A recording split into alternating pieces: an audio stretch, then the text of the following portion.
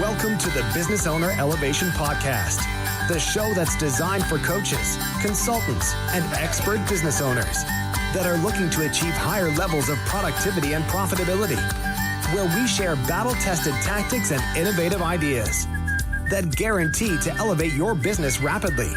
Brought to you from the award-winning Best UK Business Podcast in 2015. Without further ado, here's your hosts, Robert Dean Smith and Leon Street. Hello and welcome to another edition of the Business Owner Elevation Podcast. Also, we're now fresh as the vlog recently launched. I'm here, Leon Street, with my fellow co-host in the house, Robert Dean Smith, the first, the one and only, the marketing manifesto guy with you. Coming to your earbuds once again with my good buddy, Mr. Leon Lead Generation King Street. Absolutely. Now, guys, today we have a really exciting guest for you. I'm going to just tell you his name first of all. He's waiting in the wings. I'm just going to welcome to the show Thomas Blackwell. How are you doing, Thomas? Awesome. Excited to be here. Thanks for having me on, gentlemen. Awesome. Now, just to let you guys know, we have a bit of a backstory with Thomas. We recently saw him on stage, and this guy, the pleasant way for me to put it, kicked ass in his keynote. And the thing is, this, as far as I know, isn't his main keynote that he normally delivers. And so what I want to bring across to you guys is the awesomeness of his message. So I'm going to give you a bit of his bio right now, and then that should, kind of give you an insight into who he is. And then when we get stuck into the questions, I'm sure more will be revealed. So Thomas Blackwell travels the world as a high demand speaker and inspires people to become their best. He's given over 1,000 talks and presentations to corporations, executives, entrepreneurs, and many other people. Thomas's unique speaking style operates at the inspirational level, allowing those in attendance to make tangible, life-changing decisions. His business experience runs deep, and he has owned and operated a successful 7-figure insurance agency with over 100 agents and 3 different locations. Above it all, Thomas Blackwell is a husband and father of 4 beautiful girls. One of his greatest accomplishments is convincing his high school sweetheart to marry him. Yes, awesome. So he's a simple guy at heart, and this is the part that I really love. He mows his multiple acres on his John Deere tractor and drives a truck named Buddy. How typical American. Love it. That doubles in value when it's full of gas. Thomas, welcome to the show. Thank you. I'm excited to be here. Thanks for having me on. It's an honor to be here. Awesome. It's our pleasure. So normally we kick off. I'm gonna hand over to Rob at this point just to get us started. Yeah, absolutely phenomenal. And as I say, Elevation Nation, you are really in for a treat, because I wish we had the opportunity to film all of the presentation that Thomas did on that day, because it's for me, it's a masterpiece. It's like looking at a work of art, but obviously it was coming out auditory from his mouth. But it was to me, you were hanging on to every single word. So I'm really glad that we've got Thomas on here. But one of the first things I want to ask you, Thomas, is what we do with our Elevation Nation is ask what we, from our audience, from our guests, what is your elevated kind of success quote or mantra that you live by in business, like your moral code, moral ethics? That was a big question, but I think the first thing to recognize, gentlemen, is that I have one. Mm-hmm. I have a moral code. I have moral ethics, and treat people as you'd have be treated. But the thing that I follow is we bring about what we talk about. Mm-hmm. And inside of that, how do I want people to feel versus what they hear? So the whole thing with me is what is felt versus what is heard. And I want my environment to be good, and so I must be good. I must be the environment that I want to be. I can't expect that to change if I'm not who I want it to be. So it starts with me. It's the only thing I can change. So I live pretty simply, as Leon said in my bio, and I think simply. And so treat people good, and you'll be treated well. Create a great environment in my own world, and the environment always treats me well as well. So, yeah. Awesome. Thank you for sharing that. And this is true. Just a quick question, by the way, Thomas. Do you actually have a book on this topic? Did I see the right thing on your website? Is that right? Absolutely. So It's been long in demand, and it's called The Liberty of Our Language Revealed. Okay, so we bring about what we talk about. Hold that thought. So what I want to ask you now, Thomas, now I've read a bit of your bio, but I'd love for you to share with our community, Elevation Nation, where the entrepreneurial journey started with you, right back to, if it was 16 or before that, or wherever for you it was the kind of cornerstone.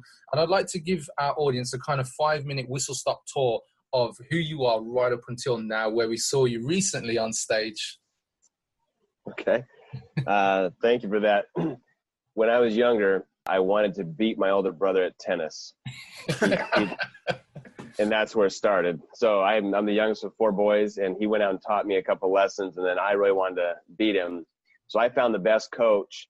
And the way I found the best coach, I wanted to find the coach who coached the best player in the state of Arizona where I was living. So I found him, and I wanted to take lessons from him. Well, he said it was going to be $30 an hour. Look, I was 13 years old, and my parents couldn't give me extra money for that. And they had, jobs, and they worked for other people. And in their life, there was a whole lot of money at the end of the month. And so I knew extras wasn't part of this. So I had to go I needed $30 for an hour with this best coach. So I went and I took a lawnmower, and I went and knocked on people's doors to say, hey, your grass is long. Look, I'm going to save you a lot of time. Front and backyard, I'll mow your grass for $30. And I was like a blessing to these people. That's the way I looked at it. You know what I mean? I was like, I said, you're lucky I'm here right now because it's hot outside. And I'm going to mow your grass, stand there, drink some lemonade. And so I did that, and I just kept pushing the mower down the street. And pretty soon I had not just 30, but 120. I can get 4 lessons on each stroke in tennis. And then I said, what does the best guy in the state do? He says he practices 8 hours a day. Whether that was true or not, that's all I knew. And so I said, I want to be the best guy in the state. And so I'm going to practice 8 hours. Now I'm going to tell you, gentlemen, this is in Arizona in the summertime. Yeah. It can be 115 to 120 degrees Fahrenheit. Wow. And which is hot. And so I couldn't find anybody that was going to go out and practice with me for 8 hours. Hey, do you want to go practice for 8 hours? Are you crazy? Yeah. So I started doing that. Eventually, and within a year's time, I beat my brother in tennis and competed with the best people in the state, and eventually got a college scholarship because of it.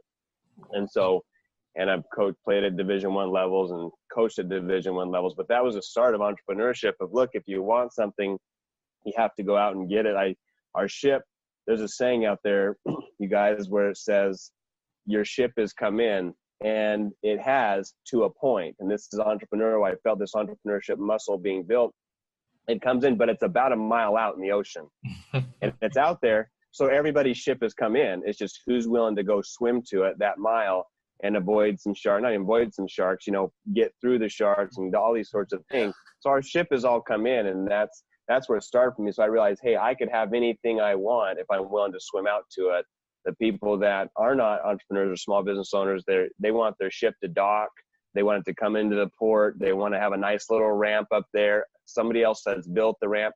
And either you're going to build that ramp for a lot of people to come serve with you, or you're going to be the swimmer and create the ramp yourself. And so that's where it started. And so I knew in college and stuff like that I had to go create something. And my wife and I knew we wanted to be entrepreneurs at a young age. Now, guys, we couldn't spell entrepreneur, but we knew we wanted to be entrepreneurs. And the reason was our parents were not. And we wanted to just have extra time, extra money, extra energy, these things that we knew that could afford to us. So taking it in our own hands. And so I've run businesses, as you mentioned in the bio, and that's where we're at. And this whole thing of speaking about it, I didn't even know was an option. I didn't even know it was a career. We could talk about that later, or I can launch into how that happened, because that's all I do now. You know what I mean? That's all I do. Please tell us how that happened. Okay. So as I mentioned, I didn't know this was even a career, speaking, but now it's all I do. Sometimes people listen. It's great. But what happened is I had a little bit of success in business. I was going out there and I built my businesses by having 2 to 3 seminars a week. I'd invite people in and tell them how to become financially independent and get their financial lives in order. man, I struggled with that big time for a long time, and 2 years, and I'm grateful for the struggle because it's another muscle that has to be built and exercised. And for a lot of people, it's atrophied, it's just dormant. And so it's struggle is an entrepreneurial muscle that's necessary, not just to survive, but to thrive. Yeah. And I'm grateful. Early in my life, I was given opportunities to have to use those. So there came a point where I was about to quit. That's right. You heard the word. But a mentor of mine said, the only way you fail is if you quit. And so he knew what to say to me. Here's a competitive guy. And I made $87 that month in financial services, and I decided to go for it. I made a decision.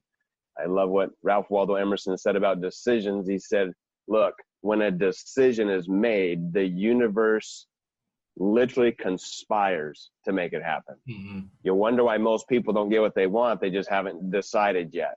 Yeah. They haven't decided. They really just haven't said, I'm going for it. And I decided to go for it. That was, formula piece number one. The second part was to align yourself with the right people. See, in entrepreneurship and small business ownership, we can cut so much unnecessary learning curve time if we'll just go copy the right people. It's simply said, copy what successful people do and you get what they get.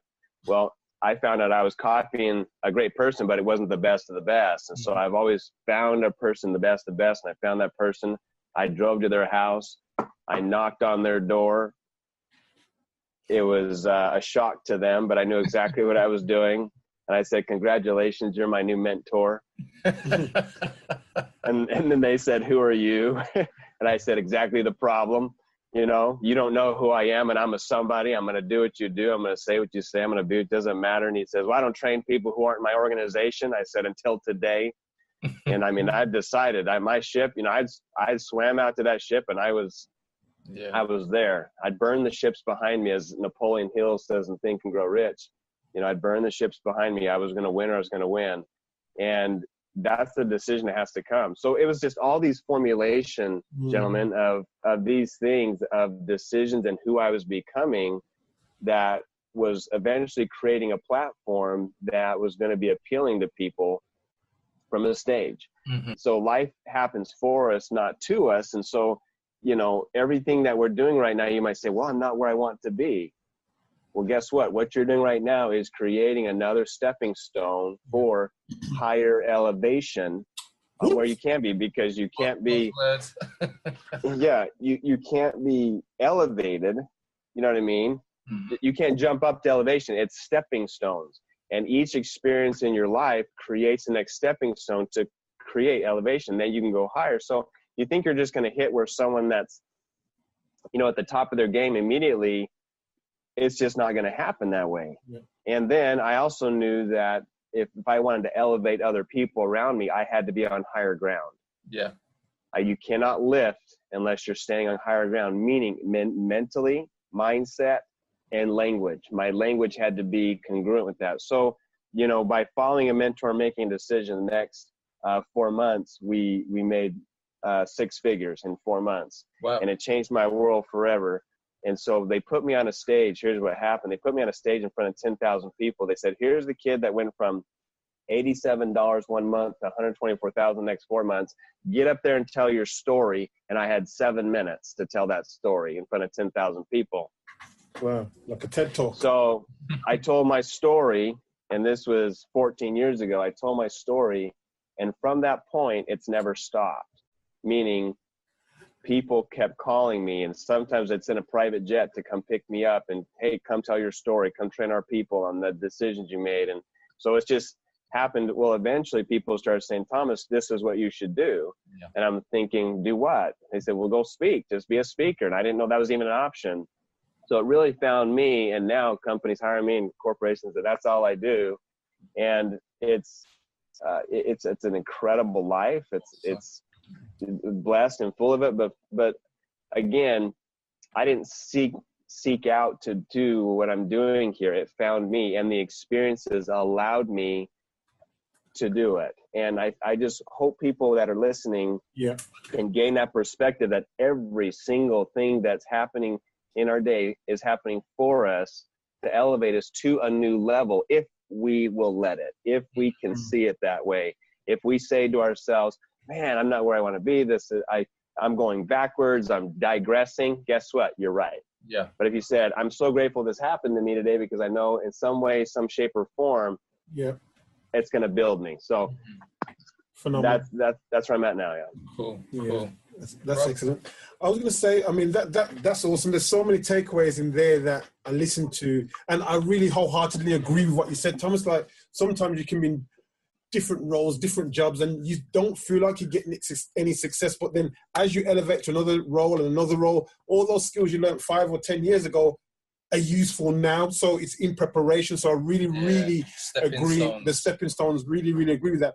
What I was going to ask, because obviously your journey started with a lot of competitiveness, and I really get that, like the brother thing. Yeah. I really get the competitive stuff.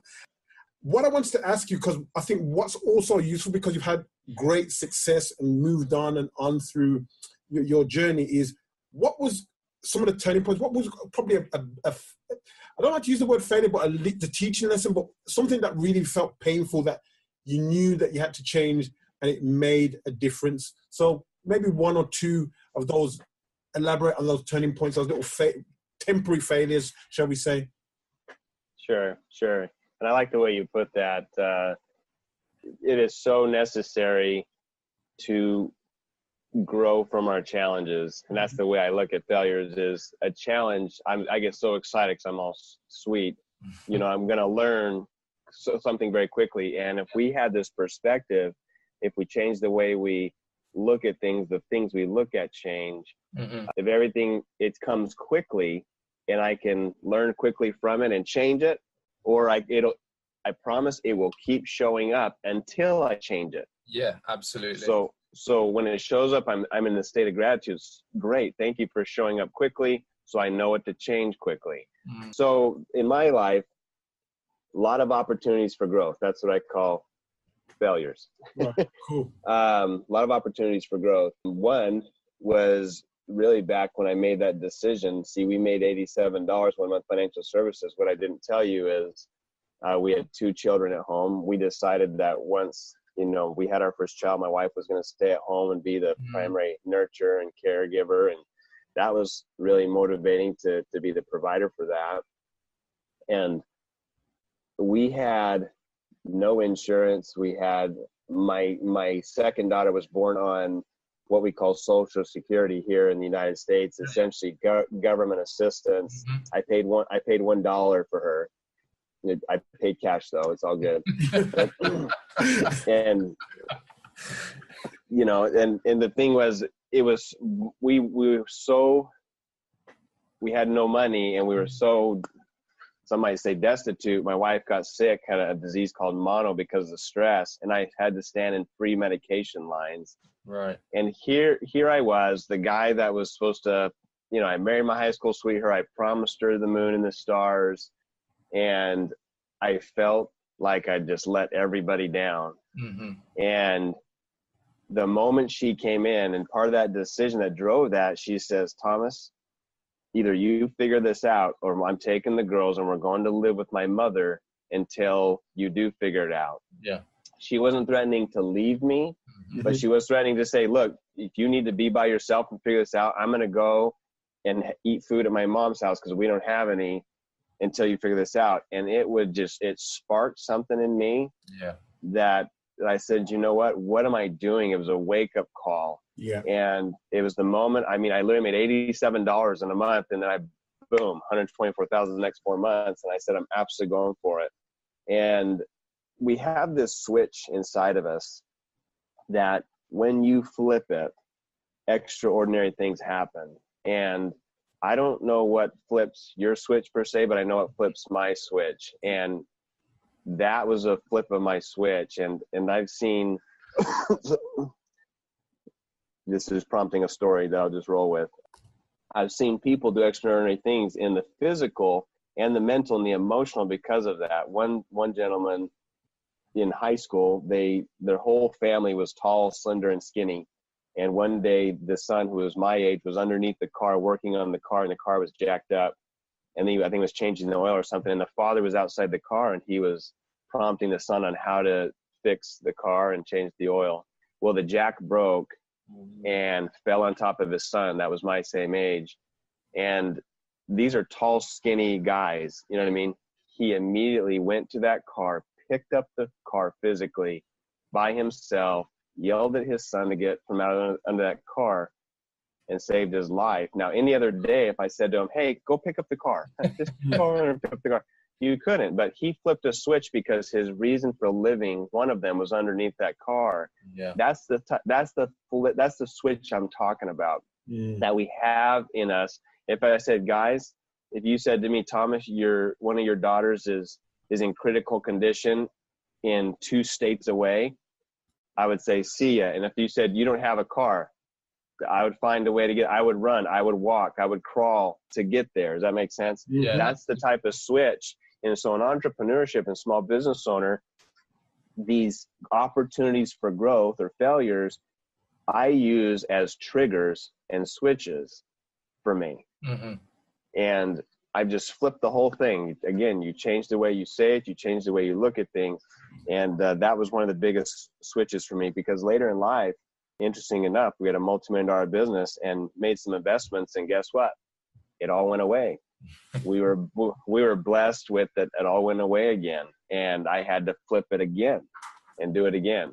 And I feel like the great ones will have multiple opportunities. That's what I've told myself. Yeah. Well, that just means you're getting to the great category, because you're going to have multiple opportunities to lose it and make it back.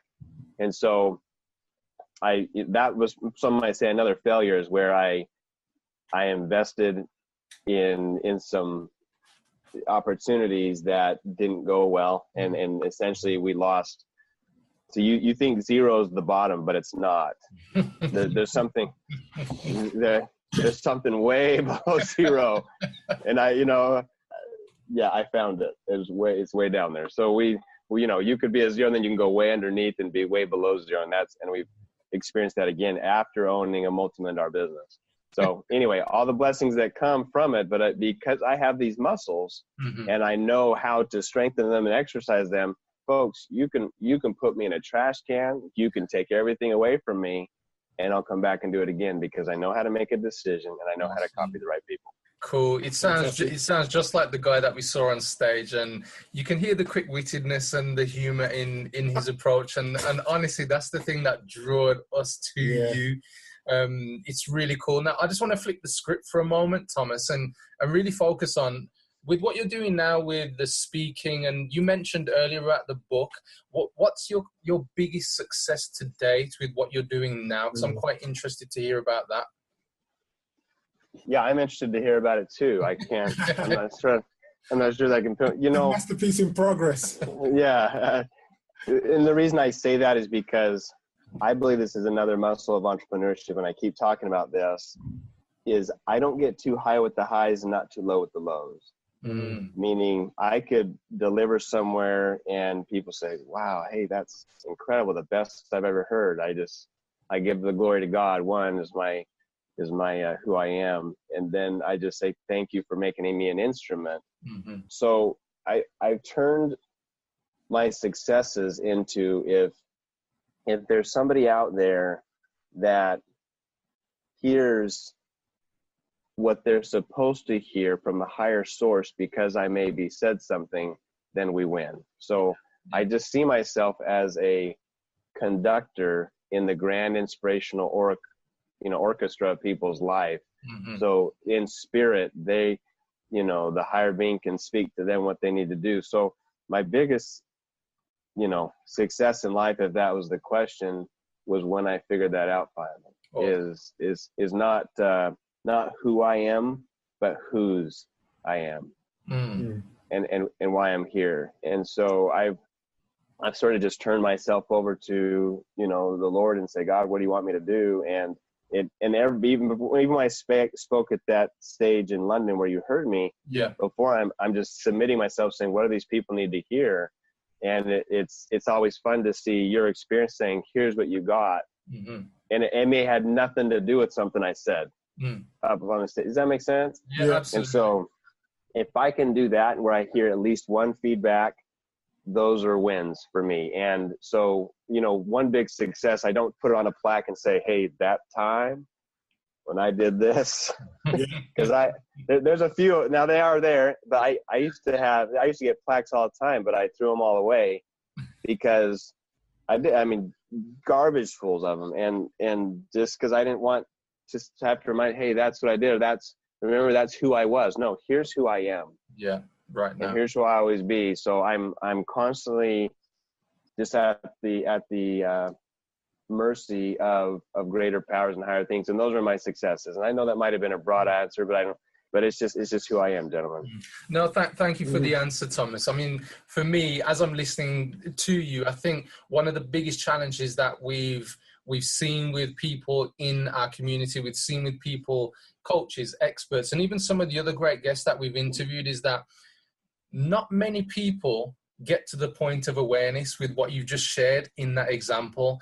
And to be at that place, to understand who you are, and like you say, to understand that you're an instrument to, you know, a greater power. I think that in itself is a massive success, because there's many times that I speak to people, me and Rob, and, you know, and they come to us with their greatest challenges, and their greatest challenge is that they don't understand who they are. And so for me, it's a great answer. So thank you for sharing that, Thomas. Yeah. You're welcome. You're welcome. There's something I want to ask Tom just about the speaking style, because you have, I don't even know how you describe it, like dry wit, but I'm just wondering if you study comedy, because you just throw in these one-liners that are just, they're just cool. They're just so funny. I really like that. Yeah. I really like that, Thomas. Yeah, he paid cash, remember, $1. Yeah, $1. It's just like those lines, like. Yeah, I haven't. I mean, I listened to comedy. I listened to all of it, and I think going back to one of my systems is I copy what successful people do, and I get what they get. So I've paid attention to how I feel when people speak. It's not it is what is felt versus what is heard, as I mentioned. Mm-hmm. And so, and then my nature is a subtle nature. Things come to me all the time. And honestly, a lot of times it's a temptation I have to overcome because I mean, we'll be talking there and I'm tempted to say something, you know, that's sarcastic or something right back. And it's going to be hilarious to me, but they're going to feel like junk if I say it. So I haven't been 100% successful at not saying those things sometimes, but most of the time it works out so I've changed it to, look, if they're going to be lifted because of something I said, and laughter is crucial. I've just noticed this, and that humor opens up the brain and it opens up the being. And if I can get them laughing with me, and most of the time at me, then we're going to be friends. You know what I mean? I don't take myself too serious. I think that happens quite a bit, but it has to be part of it. And it goes into this, what I speak about and teach people on 3 levels of effective speaking and teaching, which is instructional, motivational, inspirational. Mm-hmm. And that's kind of an insight to the next book that I'm writing is on that, you know, the 3 different levels that we operate at. But laughter is huge. Robert, so I'm glad you mentioned that. I just love your wit.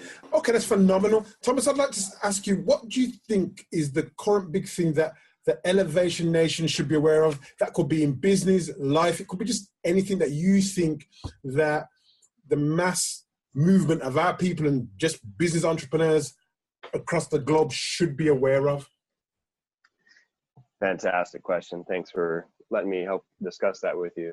Let me start it with a quote. This what came to mind is, people will work hard for money, but they'll work harder for another person. And they'll work hardest to evolve for a cause they believe in. And if you can find a cause and put it at the center of everything you do, you'll work to no end, but it will never be work. It will be inspiration driven and excited and servant mentality. And too oftentimes we get an entrepreneurial idea, we get a small business owner idea, and we think, wow, I'm going to be a multi-millionaire, you know what I mean? And that has its end. You very well might become a multi-millionaire because of that idea, but you only go so far. Or someone else comes in with an idea and you say, I can work for that person because I love that person. They've inspired me to work for them, and that has an end. But when there's a cause, it's endless. It won't even seem like work because you're going towards a cause. And so whatever your brilliant idea is, and let me just say this, that nobody joins an idea. Nobody joins an idea. They join a movement. So when you turn your idea into movement, that's when people start getting on the bus, get moving. So that would be my biggest tip to Elevation Nation is, in everything you do, find a cause. You two have obviously found a cause in what you're doing here. You do several of these. Yep. You're inspired to do them. It's because, and you're a radar to it. So it's not even work. I can tell by your faces and how you respond and what you're doing. You love what you do. Do what you love what you do. And the key to do that is find a cause and wrap everything you do around it. So that would be my answer. That's a great answer, Thomas. Yeah, phenomenal. Cool. Now, I know you're very quick-witted, but more to the point, you're full of quotes. So I want to ask you, because I can see you're a guy who does his research and finds things out. And, you know, you've got a book written. You've alluded to the fact that you've got another one in the process that you're writing. But would you share with our audience either a great book or an audio book that you've read that you'd recommend to our listeners? Yeah, you're right. I would just reiterate what you said, Leon, is reading consistently and feeding our brains is the biggest separator between those that achieve greatly and those that don't. So constantly be feeding my brain, greatness in, greatness out. So I will tell you a quote that came to mind, and I'll tell you a book. One that I have in oftentimes that will be in my signature line, and I tell people, is one by William Shakespeare. And our doubts are traitors and make us lose the good we oft might win by fearing to attempt. Yeah. Our doubts are traitors, make us lose the good we oft might win by fearing to attempt. And doubts rob us of the success we could have. Distractions rob us of the success we have. I often say distraction equals destruction. And so I'm very clean in my environment. If it's not propelling me towards my cause, it doesn't exist anymore in my environment. So there's many books, but one is a friend of mine. His name is Steve Siebold, and he wrote a book called 177 Mental Toughness Secrets of the World Class. And so it's literally 177 mental toughness secrets of the world class. And it's a mental toughness secret a day you can read, and then he gives great insight. But he studied many of the greats and put these into, we all want to be world class. So what's the mental toughness secrets? And it goes through, and this becomes scripture really for every small business owner, anybody that wants to become or maintain world class. Cool. Thank you for sharing that, Thomas. Over to you, Rob. Yeah, that's great.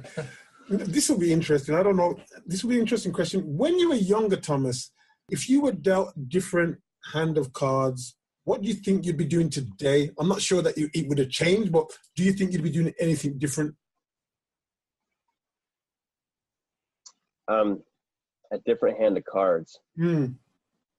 Yeah, that's, I've thought about that, but I haven't thought about that. Yeah. Right. Okay. Yeah. Let me explain what I mean.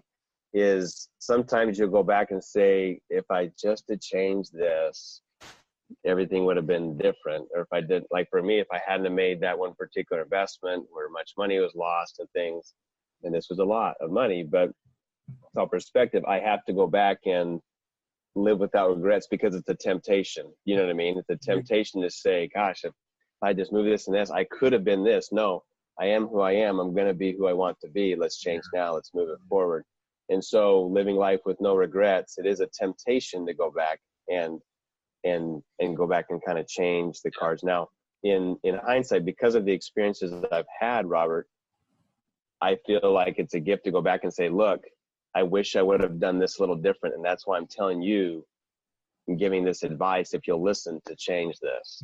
You know what I mean? Yeah. So I've had those experiences, so I can go back and essentially change my cards back then by helping others change theirs now, so they don't make the same mistakes. Absolutely. I think that's a that's really how I look at that. Yeah, it's a great way to put it, Thomas. I like it. I like it. All right, a quick snappy one then. What's the one thing in business that you can't live without, Thomas? One thing in business I can't live without, my wife. She's not in my businesses per se. Yeah. But she's my business partner, you know what I mean? And God's my business partner too. You know, everything gets run by him. And so that's, when you said live without, I'm like, well, my wife came to so I don't know. That's why I said that. Yeah. Don't, hands off, boys. I mean, that's, you know, that's, excuse me, you know, but that's the deal. But really, you know, and that was that sense. But I am so grateful, like seriously grateful, that I learned somewhere along the line that I create my environment through what I say. And so that understanding of, we bring about what we talk about, that if I say I'm going to succeed, I will. If I'm not, I don't. That knowledge, if you took that and removed that from me, all those successes or opportunities that have been fortunate in my life go away. And so perspective, and that's be something I would tell people, is learn that perspective early. Like, only say the things you actually want to happen, and then eliminate the things that are not serving you. So take that away from me, and you know, I wouldn't be who I am today, and I'm still thriving. You know, I think once we feel like we've arrived, I think it's time to be done, and we're done with this earth. So I'm learning just like you guys are every day. Awesome. Thank you, Rob. Over to you. We're getting very close to we're getting close to end. I got one of these killer questions, because I think this will be interesting from Thomas. If you were going to have a dinner party and there was 3 people that you could invite, past or alive right now, who would those 3 guests be and why? This is fun, guys. I mean, we've gone back, we've been changing cards, we're having dinner, we're laughing, and now I can invite anybody. So number one, you know, my mind goes to the spiritual, probably first. Not just first, that's where my mind goes. So number one, I would love to have, you know, Jesus Christ there at that. And then number 2, I would have my father there, who passed away when I was 7. Right. And number 3, you know, I'm not about just making things up just to say something. So nothing else came to mind. And maybe I've been blessed with that gift too. I don't just say something to say something. Yeah. But that's what came to my mind. And so there's many people in business, but probably one of the, you know, Winston Churchill comes to mind as far as a person that I would love to and I've studied him, and I've studied his mindset, and I copy what successful people do, and they get what they get. And Winston Churchill would be one that I would just love to just have a normal chat with, a normal chat, and just see how he carries himself. Because like me, I can't be somebody different on stage and out in the audience with people. I've learned that quickly. When I became congruent, I am who I am, and that's what people love to hear. We see plenty of speakers on the stage that's incredible. Then you go talk to them, and like, that person's a donkey, you know? Yeah. And, that was a kind word to use. Yeah. Anyway, so that's what I do. I'd love to be in the presence of the Savior. I would love to ask my dad some questions. And just, you know, because I grew up without him, and just, and probably just wanted to hear from him saying, hey, I'm proud of you, son. You know what I mean? A lot of that I think I would love to hear. So that's awesome, Thomas. That's awesome. Wow. I'm glad you asked that question, actually, Rob. It's our kind of, off topic, we reserve a few questions, and that's Rob just threw that one in, and you've just given a great answer there. So I really enjoyed that, Thomas. Now, I just want to say thanks for taking the time out for this interview with our Elevation Nation there along with us. Really appreciate it. If somebody wishes to get in touch with you, could you give us your web address or the social media profiles that they can find you online with? Yeah, thank you. So, you know, you're welcome to reach out to me personally. You can go to my site, thomasblackwellspeak.com. thomasblackwellspeak.com, thomasblackwellspeak.com. I'm on Facebook under Thomas Blackwell, Twitter at Thomas Blackwell. We're doing some fun rebranding right now. We got the book about to come out, The Liberty of Our Language Revealed.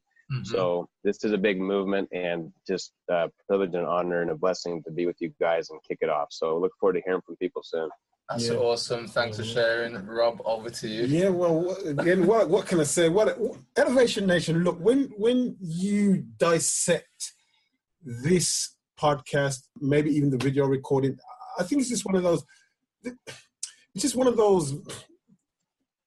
I don't even know the right word to say. Seminal, that's the word. The seminal, it's like Thomas said, mass movie. This is a seminal podcast episode. I've got favorites, but like today's one is just like blowing my mind like a popcorn in a can.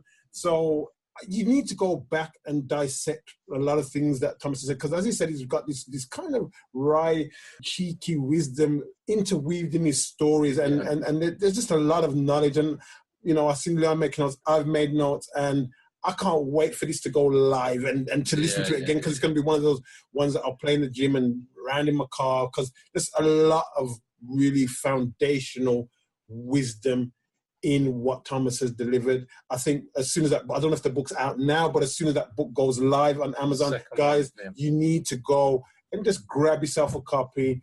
And if you get the opportunity to see Thomas speak, I think it's going to be an awesome experience, because as I said, it's not the words, it's how you're going to feel. And I'm going to do something that I think we've only ever done this once before. Maybe. I can't think of another time. Twice. So we've done it twice. Okay. I can feel what's coming up from him, Thomas. So normally we have what we call the final word, and between me and Leon, we fight about who has the last word. But we're going to give you the last closing out word, Thomas, to just leave that nugget of wisdom with the Elevation Nation, because we know that you are a profound change maker. Thank you, gentlemen. I certainly wasn't expecting that. I know that's a big deal for you, so I'm honored that you would do that. My last piece of wisdom would be this, is consider the elimination of things in your life, in your business, personal, spiritual, emotional, that you can eliminate right now that are serving you no good. When someone wants to get new clothes, for example, and they go to their closet and it's plumb full of clothes, there's no space for you actually have to eliminate things. Well, in our lives right now, here's what I know. There's plenty of things, great things surrounding us that are trying to get in and make you better, because you have a desire, but you are too full of things that are not serving your purpose. And so your highest purpose, whether they be habits, whether they be addictions, whether they be people in your life, consider the elimination of those things so new can come in and bless your life forever. It's all about that. And for us to truly be an elevated nation, an elevated world, really, we have to constantly be discarding the bad and letting in the good. Awesome. Wow, guys. Thank you, Thomas. That's amazing. And you know what, Elevation Nation, that is a wrap. Make sure you catch us on the next episode. And finally, make sure you rewatch this one, because I know I will be. Yeah, absolutely. Elevation Nation, as we always say, keep soaring to higher heights of productivity and profitability. And we'll catch you on the next episode. Take care. Thank you, Thomas.